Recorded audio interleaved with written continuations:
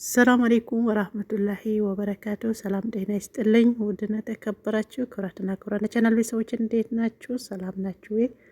በያላችሁበት ሰላማችሁ ይብዛ። እዚህ ቻናል አዲስ ሆናችሁ ሰብስክራይብ፣ ሼር፣ ላይክ ያደረጋችሁ አብራችሁን ሆኖ ማለት ነው። ዛሬ እንግዲህ አንድ ሁለት ሶስት አጀንዳ ይዤላችሁ መጥቻለሁኝ። ያው ኖላዊ ስጠብቃቸው ሳይመጡ ሲቀር ስደውላቸው ዛሬ እንደማይመጡና የቴክኒክም ችግር እንዳለባቸው ያው አሳወቁኝ ማለት ነው።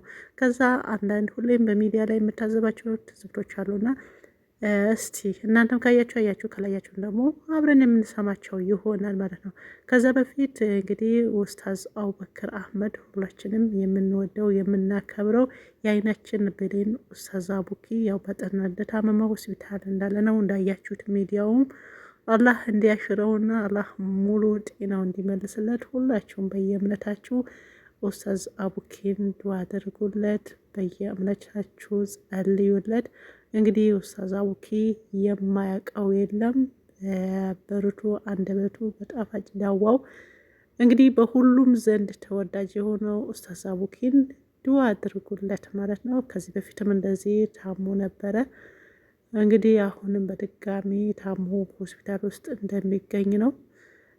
ጠዋት እንግዲህ ያው ጽፎ ነበረ ፔጁ ላይም ተጨናነቃችሁ ሁላችሁም ደህና ነኝ ይሻላለሁኝ ብሎ ብቻውን ጽፎ እንዳያችሁት ጽፎ ነበር ፔጁ። እንግዲህ የተሻለውን ጤናው እንዲመልስለት የሁላችንም ምኞት ነው። ያላችሁበት ዱዓ አድርጉለት፣ ሰገዳችሁበት ዱዓ እናድርግለት። ኡስታዝ አቡኪ ሙሉ ጤናው ተመልሶ አላህ ያፊያ ቀሚስ ያልብሰው ማለት ነው። ሁላችሁም በዱዓ አትርሱት ማለት ነው። ከዛም መቀጠል ደግሞ ዛሬ ምናልባት የሰማሁት ነገር ምናልባት እናንተ ሁላችሁም ሰምታችኋል ማለት ነው። ካልሰማችሁ ደግሞ ልንገራችሁ። አንዳንድ የኛ ወንዶች እንግዲህ ያው ጭካኔያቸው ጭካኔ አይደለም እና ከሰው የተፈጠረ ከሴት የተፈጠረ አትመስሉም። እኔ ምን አይነት ጭካኔ እንዳላችሁ ርህራሄ የሌላችሁ አንዳንድ ወንድሞች ወይም ደግሞ ወንዶች ያላችሁና ምናልባት ካያችሁ ጅዳ አካባቢ የተፈጠረው አንዲት ልጅ በባሏ የተደበደበች እና ባሏ ላይ ደበድባት ነው የሚልም በአሁኑ ሰዓት አይደለም ሰው አህያም አይመታም። በቃ ከሆነ ከተስማሙ ይኖራሉ፣ ካልሆነ ደግሞ መለያየት ነው እንጂ በሰው ሀገር ይሄ ሁሉ መፈንከት፣ ይሄ ሁሉ መፈነካከት ጸጉራ እንዳያችሁት ምናልባት እኔ ቪዲዮ ላስገባላችሁ ፈልግ ነበር እዚጋ ምናልባት ካጠፋብኝ ብዬ ነው እንጂ ከነ ደሟ አንድ የሚረዳት ሰው የለም። ኢቃማ የለሽም መክሰስ አትችይም ተብላ እንግዲህ ኢቃማ ሌለው ሰው መሞት አለበት ያለው ማን ነው? እሱስ ደብዳቤ ያደረገው ማን ነው?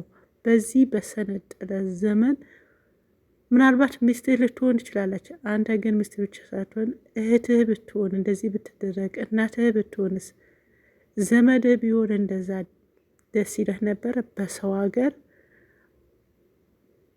አንድን ሴት ወደ ባሏ ስትሄድ ሁሉም አስበልጣ ከወንድሟ ከእህቷም በቃ ተለይታ ነው ወደ አንተ አምና የምትጠጋው ማለት ነው። ባዳነህ አይኑ ባዳነህ ግን ሁሉም ነገር ትታ አምና ነው አይደል ወደ አንተ የምትመጣው። አንተ ግን ጭካኔ በተሞላበት የሰው ልጅ በእንደዚህ አይነት ጭካኔ ነው ወይ እንዲባል ሴት ልጅ በእንደዚህ ያክል መደብደብ፣ እዛሁን በስደት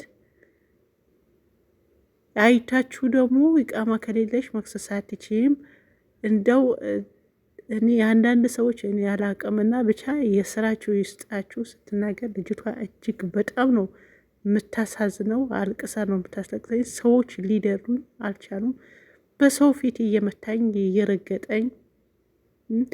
አንዳንዶቻችሁ ደግሞ እኔ ብዙ ጊዜ ሀቢባን እከታተላለሁና የሆነ ነገር ጥሩ ነገር ከላያችሁ የመደብደብ ባህሪ መቼም አንድ ሰው አንድ ቀን ብድግ ብሎ አይመታችሁም። ከዛ በፊት የሆነ ነገር ምናምን ይኖራልና ወይም ትጣላላችሁ፣ ይታረቃሉ፣ ይጣላሉ፣ ይታረቃሉ። የሆነ ነገር ሊወስወስነ ይመታታል። ከዛ አሁንም እንደዛ አይነት ነገር ካለ የሆነ ቀን መገደላችሁ አይቀርምና ከዛ ቤት ቶሎ ብላችሁ ውጡ የምትል ያው ሀቢባም እንደዚህ አይነት ምክር አላት ማለት ነውና ይሄን ምክሯን እቀበላታለሁ እኔ። ምክንያቱም አንድ ቀን መሞታቸው አይቀርም። ደብድቦ ደብድቦ የሚተዋቸው። አሁንም የሆነ ብርቅ የሆነ ሽማግሌ ይሰበስባል። አሁንም የሆነ ቀን እንደዚህ እንደዚህ ሲሆን ያው የዛም መሞቻቸው ይደርሳል ማለት ነው። መቼም ብድግ ብሎ በአንዴ እንደዚህ አያደቅሽም። ከዛ በፊት ብዙ ምልክቶች ይኖራሉ። ስለዚህ እንደዚህ ምልክቶች ሲመጡ ትተሽ መጥፋት ነው። ህይወት ይቀጥላል። ከህይወትሽ አንዴ ህይወትሽ ባለፈ ተመልሶ የሚመጣ ነገር የለም እና ራሳችሁ መስዋዕትነት እስከምትከፍሉ ድረስ ራሳችሁ እስከምትሞቱ ድረስ ሰው ልጅ እንደዚህ መደብደብ አለበት ብዬ አላስብም። በዛውም በአሁን ሰዓት በሰለጠነ እሱስ ደግሞ ምን አይነት ደደብ ቢሆነው በዚህ ሰዓት ሴት ልጅን እንደዚህ የሚደበድበው እንዴ? ድሮ አባቶቻችንም እንደዚህ አይማቱም ነበረ። እና ከእንደዚህ አይነት ክፉዎቹ ራሳችሁ ጠብቁ። ራሳችሁን ከእንደዚህ አይነት አደጋ ራሳችሁ ያላዳናችሁ ማንም ሊያድናችሁ አይችልም።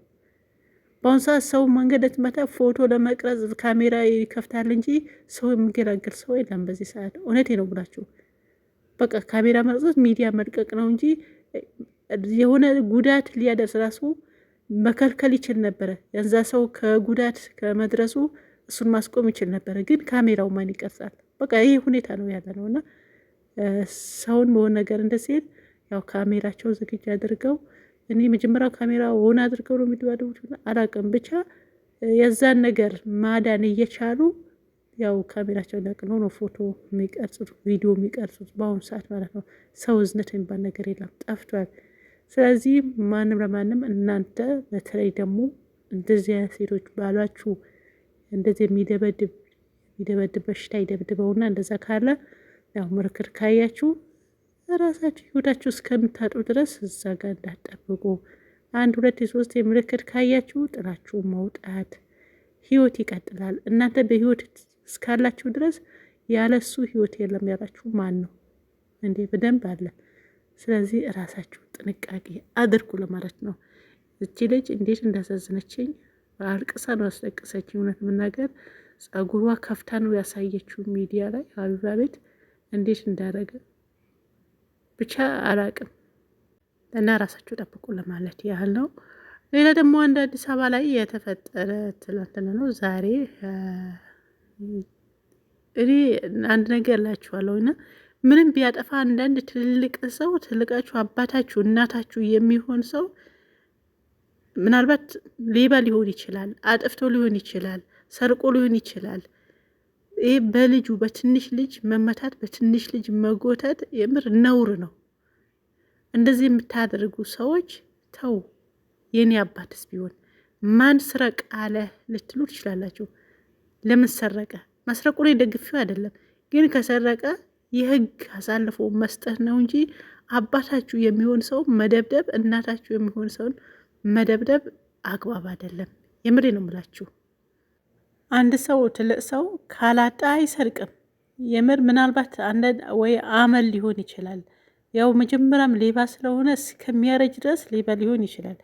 ቢሆንን ግን እሱ ተሳስተዋል፣ እኛ መሳሳት የለብንም እና መሳሳት የለብንም።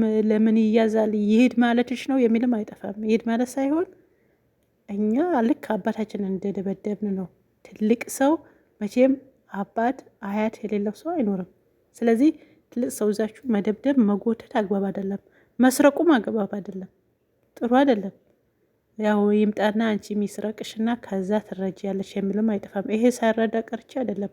ነገር ግን የፖሊስ አሳልፎ መስጠት፣ የህግ አካል መስጠት፣ ቢያንስ አባት ይሆናል፣ ቢያንስ አያት ይሆናል። እና እንደዚህ አይነት ትልቅ ሰዎችን ምንም ይስረቅ ምን እናንተ መደብደብ አትችሉም። የምሬ ነው ብላችሁ ተናዳችሁ ሊሆን ይችላል ስለተዘረፋችሁ ወይም ደግሞ ስለሰረቃችሁ። በቃ አያሳዝናችሁ? ትልቅ ሰውን ይዞ መደብደብ፣ ትልቅ ሰው ይዞ መሬት ላይ መጎተት ምን አይነት ዘመን እንደደረስን አላውቅም።